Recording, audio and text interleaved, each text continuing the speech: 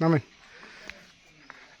রাত হয়ে গেছে, সন্ধ্যা নামছে, এরপরেও অনেক কষ্ট করে আমার স্যার উকিল মুন্সি বাড়িতে যাবে এবং উপর থেকে নিচের দিকে নামছে। এই যে উকিল মুন্সির বাড়িতে আমরা চলে আসছি স্যারকে নিয়ে। এখনই আমরা ঢুকবো। মোহনগঞ্জ থেকে আসছি, অনেক পরিশ্রম হয়েছে স্যারের।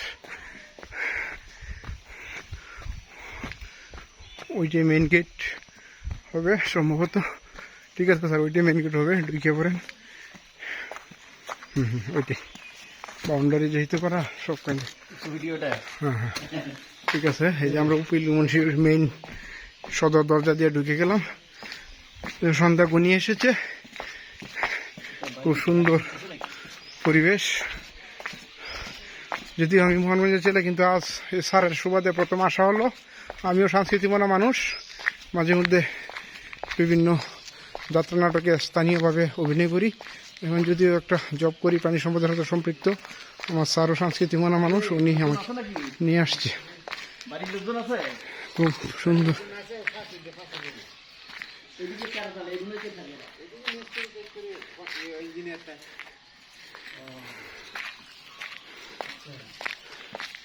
খুব সুন্দর, ভালো লাগছে।